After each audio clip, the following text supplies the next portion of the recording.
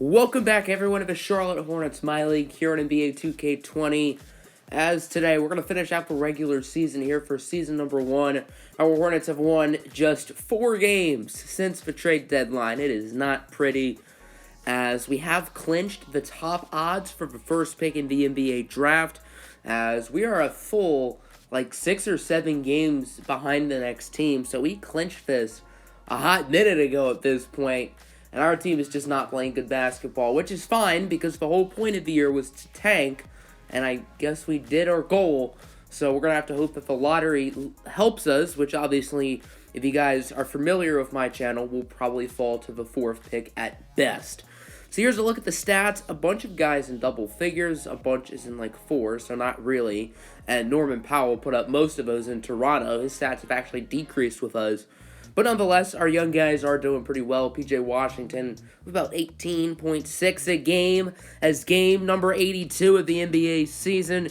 18-63. Charlotte Hornets head out to the city of brotherly love to take on the Philadelphia 76ers. And if you remember last time these two teams played, it was a really close game, but there was no Joel Embiid. So the process is back in action as there's Ben Simmons with the dunk. 6-2, Tobias Harris over to Simmons, who's no good. But Embiid, the former Jayhawk, with the layup. Big game for him in this one as Winslow is blocked. Not in my house, says Joel Embiid, as there's Tobias Harris for 3. Former Magic, Buck, Piston, Clipper. He's been in a bunch of stops. As there's Justice Winslow. He's going to stop, pop, and drop. Winslow hits for tray ball, 9-17. Sixers looking good as Ben Simmons going upstairs where Grandma hides the cookies. It's now 19-9. That's J-Jax. Justin Jackson with the and one. 21-16 now until Trey Burke, the former Michigan Wolverine, hits the 3 ball. 18-26 now is James Ennis flying above the rest, soaring to the rim for the dunk. 18-28.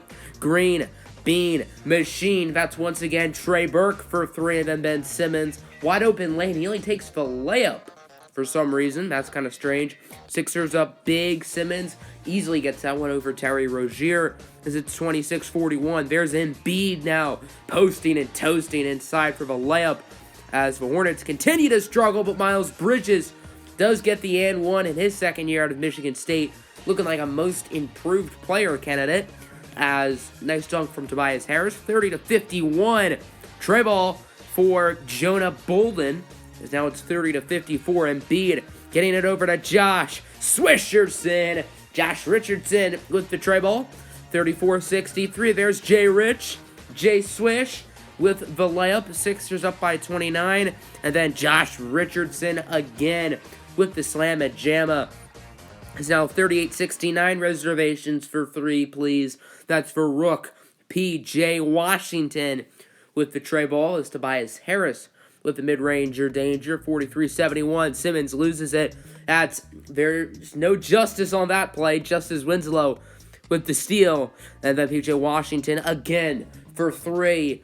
As Washington, the number 12 overall pick in the 2019 draft. And then Embiid gets the slam.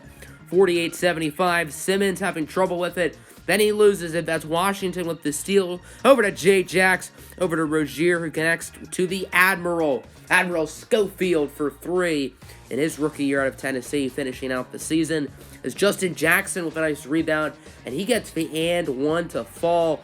Charlotte only down by 21 at this point. They're making a nice little comeback. Washington with the steal. Like a rapper in crime, he'll take it to the distance for a layup.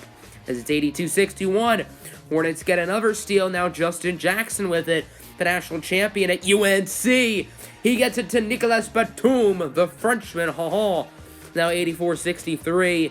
Late shot is up and good from Ben Simmons of all people. Yes, Ben Simmons made a jumper. And then look at this. Terry Rozier blocked by his former Celtic teammate Horford. Gets the shot up just after the buzzer sound, so the basket would not count. As there's Embiid making it look easy with the layup. And then there's Zaire Smith launching a prayer. No good, but Kyle O'Quinn will put it back. 77-105. Not too much time left. And then there's Zaire Smith again. Second-year man out of Texas Tech with the and one. And that's all she wrote Hornets lose their last game by a final score of 110-79. Just an ugly year for Charlotte. We're going to do the season recap today as well. Next episode will be an off-season preview featuring the dreaded draft lottery, as your NBA MVP goes to Anthony Davis in his first year as a Los Angeles Laker. He was the main guy over LeBron James, it looks like. Ja Morant, Rookie of the Year, as we can all say P.J. Washington got snubbed, but Ja had a really good season. Dennis Schroeder, Sixth Man of the Year, backing up Shai Gilgeous-Alexander and Chris Paul, I guess, in Oklahoma City. So he might have been the third point guard, or SGA didn't get a lot of playing time. I don't know. Kawhi Leonard, in his first year as a Clipper, wins Defensive Player of the Year. He had a few of those in San Antonio. And then Most Improved goes to Marvin Bagley, which is a little bit of a surprise to me because all year it was Miles Bridges and Malik Monk as the top two, and then Bagley out of nowhere wins it. Obviously, Bagley's a channel legend. He was a beast in the King series last year, so I can't get too salty. But still, Miles Bridges, I mean, it seemed like it was going to be him. As Frank Vogel does win Coach of the Year of the 68-win Lakers. Here's a look at the All-NBA teams. Obviously, no Charlotte Hornets here, to the surprise of absolutely no one. But on the All-Defense teams, no real surprises, I would say. All of these guys are known for their defense. And then we finally have someone on an All-Team. It is the All-Rookie First team, of course. P.J. Washington there, along with Ja, Zion, Darius Garland, and Jarrett Culver. Washington's final numbers, 18.5 points, 7.4 rebounds. And then the second team, R.J. Barrett, DeAndre Hunter, Rui Hachimura, Cam Reddish, and Kobe White. As let's take a look now at the playoff bracket. No real surprises, as you'll get a better look in just a second. But first, I'm going to take a look at the standings. Lakers, Rockets, Clippers, Spurs, Warriors, Blazers, Nuggets, and Mavericks in the playoffs for the Western Conference. And then looking at the Eastern Conference, much of the same. No real surprises. You got the Bucks, Celtics, Nets, Sixers, Raptors, Pacers, Magic, and Pistons. The same 8 teams that were in the playoffs last year in the Eastern Conference are back. And here's a look at our final stats. We saw P.J. Washington's just a moment ago. He had a very solid rookie year for us. Miles Bridges really upped his numbers. His efficiency was dreadful, but he did up his numbers, so there's that. Malik Monk, his efficiency was also terrible, but his numbers did go up, which is cool.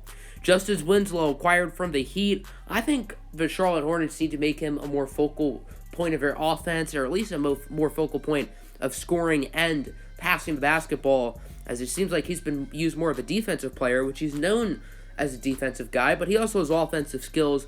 Norman Powell, acquired from Toronto. He had an okay year. Terry Rozier was a disappointment, I would say. Not even 10 points a game. Devontae Graham had a pretty nice year off the bench. 9 points, 3.5 assists. Better efficiency than some of those starters, so there's that. Nicholas Batum, 8 points, $25 million a year. That's kind of ugly. Cody Zeller, 7.3 points, 7.3 assists, so at least there's consistency, I guess.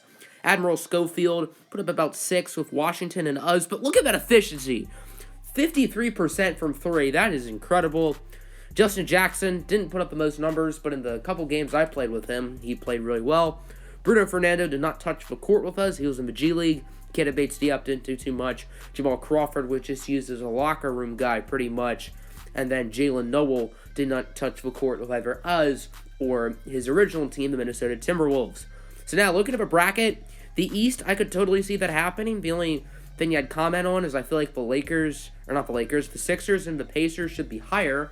Lakers in the finals. And then the West, I don't think Denver will be 7. I think Denver will probably be top 3 seed.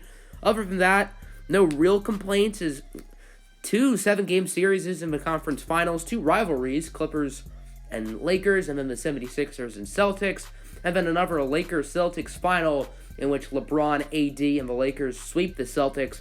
So that'll end today's episode. I hope you guys enjoyed. Make sure to like button and subscribe. Next episode is the good old draft lottery, as well as a draft preview. Then after that, we'll have the draft itself, and then free agency. I'm a